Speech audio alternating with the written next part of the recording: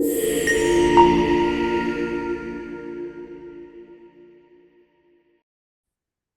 everyone, my name is Ryan. I'm the CEO and founder here at UpKeep, and once again, it is Release Friday. I'm joined by Spencer, who's one of our senior product managers on the UpKeep team. And this week, we've done a lot.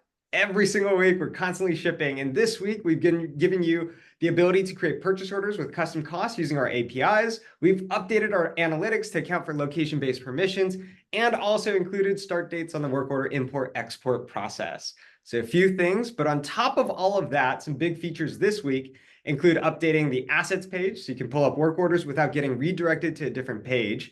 Spencer will show you exactly where that is.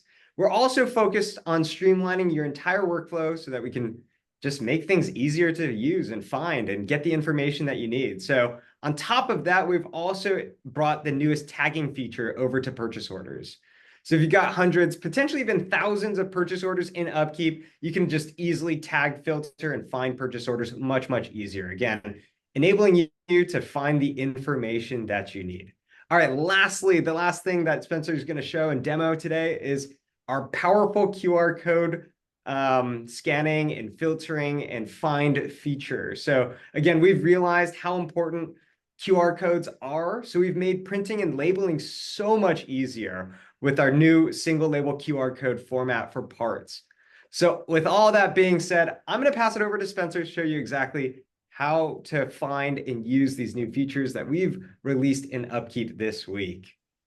Thank you so much, Ryan. All right, I am super excited to be showing these three things to y'all today. Okay, so the first thing, now when you're on the asset list and you're looking at a list of work orders, when you click on one of these work orders, rather than being brought to the work order list, we've got a new modal that's going to display all the information you need to see about that work order directly within the context of that asset page. So you can see here this particular work order for this asset. When I open it up, at a glance, I can see some high-level stats about the tasks on my work order, the total time I've spent, how many parts are being used on this, and even the total cost of this work order. What's more is you can click into this little icon and see exactly how that cost breaks down. So you get a bird's eye view of that work order without having to leave this page or even leave this like tiny small area.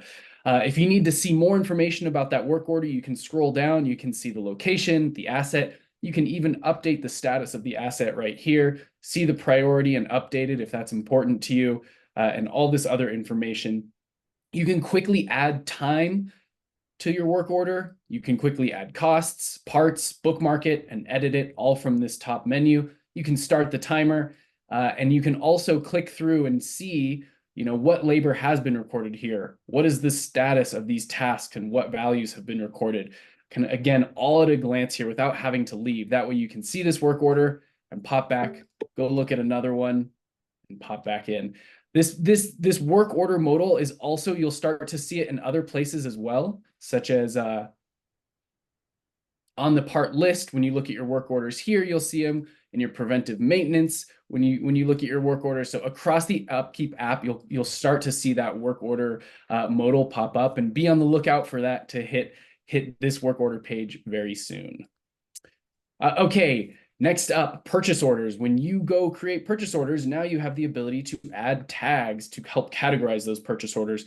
So I've added sort of a parts tag versus a vendor services tag on my purchase orders. That's going to help me easily categorize them. When I create that purchase order and tag it, here on the list, you can see here are the tags, and I can easily filter to say, hey, I only want to see my purchase orders tagged with parts, and the list will return only those.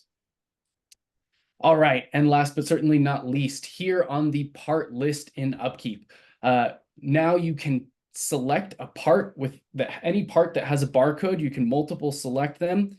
And when you download labels, you're now going to have the ability to download individual labels as opposed to labels on a sheet. And when you do that, the download's going to initiate.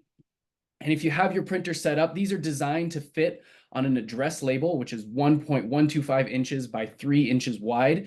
You can see here is how this PDF is formatted. I already have my printer all set up. Once you get your printer set up, you can just click print. And my printer's sitting right here on my desk. It's going to print out 1, 2, 3 labels. And hopefully you can see this. But now I've got individual labels that I can just peel off and stick directly on my inventory bins. So no longer having to reformat that sheet to fit, a single label. If you wanted to, you could also, of course, maybe you just need to print one label, but you need to print 50 copies. When you come in here, just update this to 50. I'm not going to print 50 copies of this label right now, but hopefully you get the idea. All right, that's what we got this week. Back to you, Ryan. So awesome. All right. What an epic week this week. Again, we're always thinking about how we can improve the UpKeep product. Go in, check it out. Let us know what you think. Again, my email is ryan@upkeep.com. I do my best to respond to every single customer response that I get. Thank you to all of our UpKeep customers. Thank you to the UpKeep team for constantly bringing us new features. We've got even more releases in the pipeline. I'll see you next Friday. Thanks again, everyone. Bye.